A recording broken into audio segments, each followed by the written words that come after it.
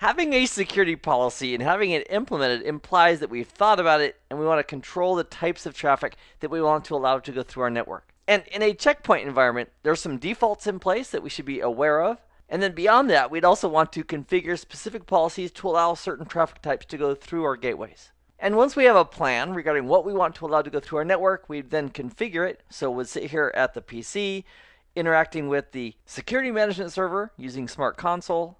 And after we've made changes, we would publish our changes. And the publishing piece is so that if there's multiple people working inside the system with the security manager, that we don't walk on top of each other, and we can also see what each other has done once we each publish our work. And then the third step is to take our policies that we've configured and have them pushed over to the firewall or firewalls so that they can be used. Now, this is a hands-on lab, so if you're logged on to the CBT Nuggets website, feel free to click on the link for virtual lab, and you can follow right along with me. So as part of our plan, let's go ahead and change one of the behaviors of the firewall, and that is that it doesn't like ICMP echo requests. In fact, if you ping a firewall, it won't respond. So what we can do in Smart Console, working with the manager, we can specify as part of the global policy that we want to accept ICMP echo requests. That'll be the configure portion. Then we'll publish those changes, and then we'll install that policy on our firewalls. The other challenge that is a real one for us in this lab is that if we want to initialize this firewall 2, which is sitting there ready to go, we need to be able to connect to that system with HTTPS so we can run the initial configuration wizard to tell it that it's going to be a gateway, and also specify the other details about the other interfaces. But the challenge is I don't currently have a PC at this moment right here on the 10.3 network, and so what I'd like to do is be able to reach from PC 1 all the way over to that firewall so that we can run the initial configuration wizard. So that means also on this firewall, on this gateway, we need to allow some protocols through. Specifically, we need to allow HTTPS traffic coming from our IP address to the IP address on firewall 2, which is 67.83.0.112.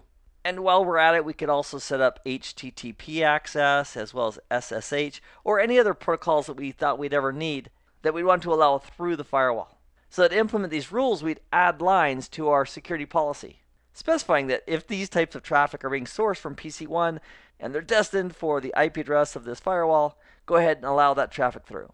And because the firewall is stateful in nature, meaning it's going to remember the state information for those sessions, when the replies come back to PC1, the firewall will remember those sessions and allow that return traffic to come back in. So here in the lab on the client NUG machine, let's go ahead and simply launch Smart Console. There's an icon for it right here in the taskbar. And once it's launched, we'll log on as admin to the IP address of our management server, and we'll supply the lab password. And in the lab interface, there's a little tab you can click to paste that password wherever you need it. So with that password supplied, we'll go ahead and click Login. Fantastic. Another thing I'd love to do is let's open up a command prompt. We can do that by right-clicking on the Windows icon in the bottom left-hand corner, and then from the menu here, simply click on Command Prompt. So we'll click on Command Prompt, and from here, let's do a ping over to the IP address of firewall 1, which is 192.168.1.111. Press Enter, and sure enough, by default, the firewall is not accepting ICMP echo requests, and that's why these requests are timing out. So we'll minimize that. And let's go ahead and make that as our first policy change. So to do that, what we'll do is up here in the top left-hand corner, we'll click on the menu icon. And from the drop-down list, we'll go to Global Properties. And we'll select Global Properties. And then from here, we're on the Global Properties, we'll click on Firewall. And here's a whole bunch of details that are happening by default as part of the rule set for the firewalls. And the one that we want to change is this guy right here, Accept ICMP Request. There's no check right there in that checkbox. We're going to add a check, and then we'll go ahead and save this. Now, it seems like the window is just a little bit too big here to see the OK. So what I'm going to do is I'm going to right-click on the taskbar, and then click on Settings regarding the taskbar. And I'm going to go ahead and say, please automatically hide it, so we have a little more real estate to play with. Then I'll close that window. And there it is. There's the OK button. So we've made a configuration change using Smart Console. And notice right here it's showing us that we have one change right here that we've made in this session. And another cool feature about this version of the checkpoint system is that if we currently were doing tons and tons of changes, then we lost our connection, it would still have kept track of all those changes. So we have ways of getting back in and then publishing those changes and not losing all our work. So this is indicating we have one change in the queue, so we'll go ahead and click on Publish. And if we don't want to see that message every single time, we can check this box that says please don't show again, click on Publish.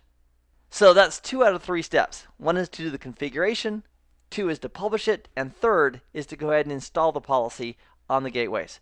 So to install the policy, we're going to use this option right here called Install Policy, or Control-Shift-Enter.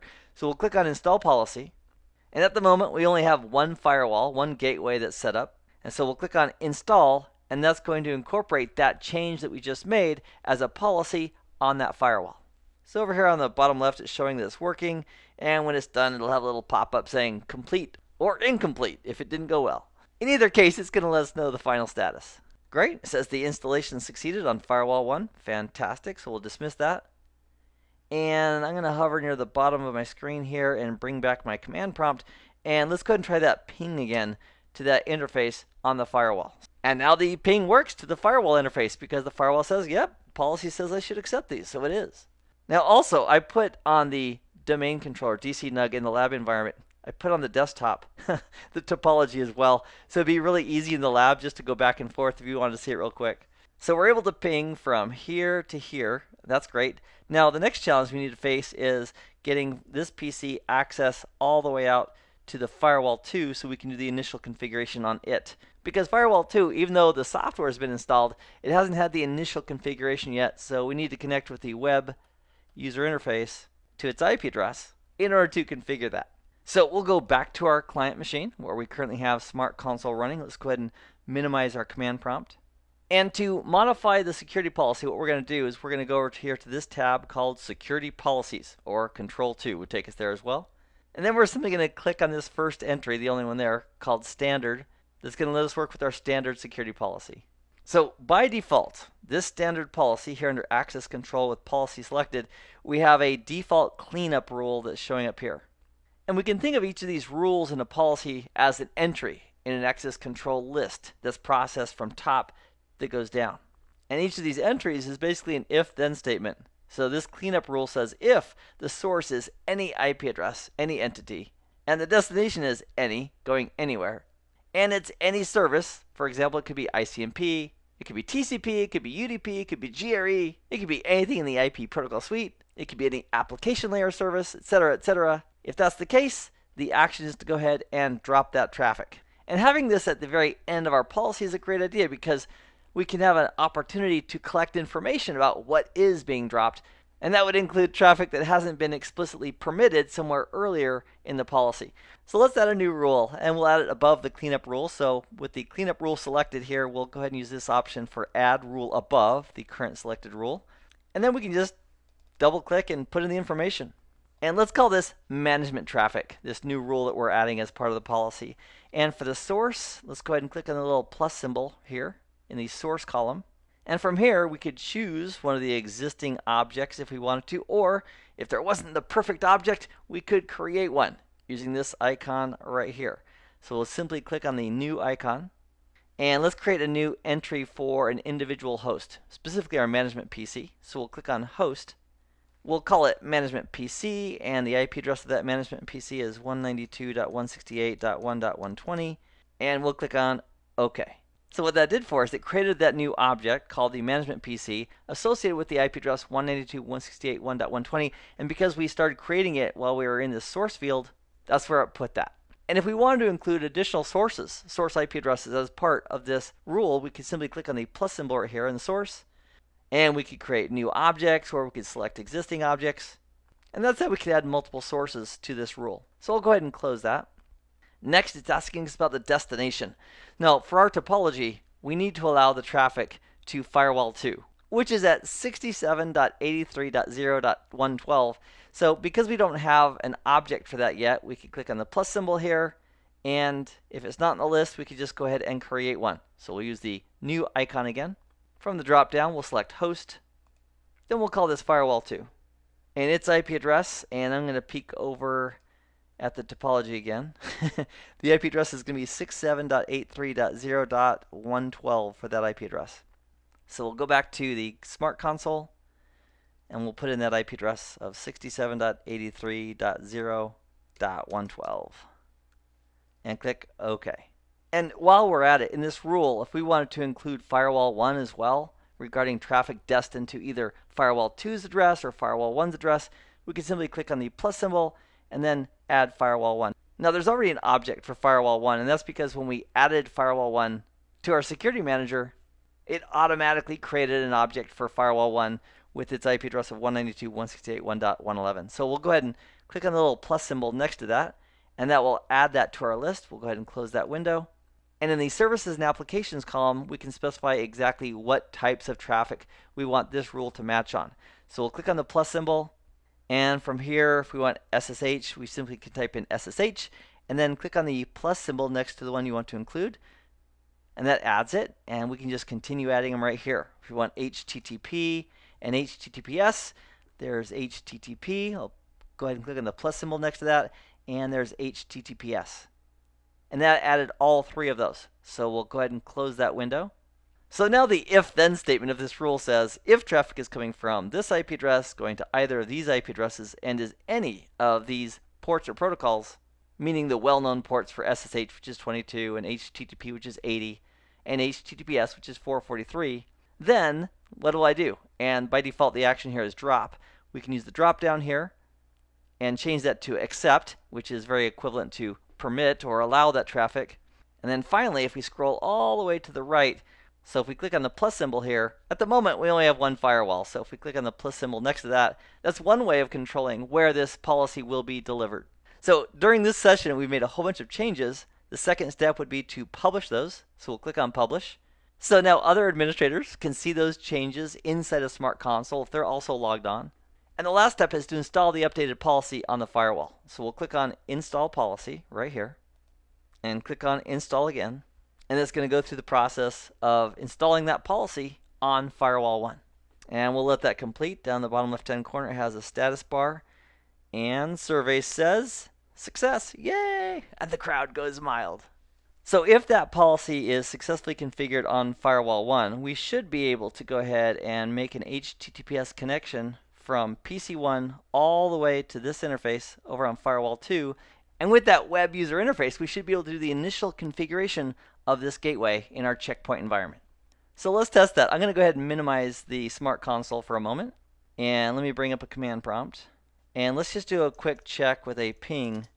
Oh, you know what, Keith? We didn't actually allow ICMP through the firewall. So a ping going out to Firewall 2 won't be successful because there's no rule allowing ICMP traffic through the firewall. So we can save our breath there. But you know what? There's one other thing I need to fix, and that is my default gateway on this PC.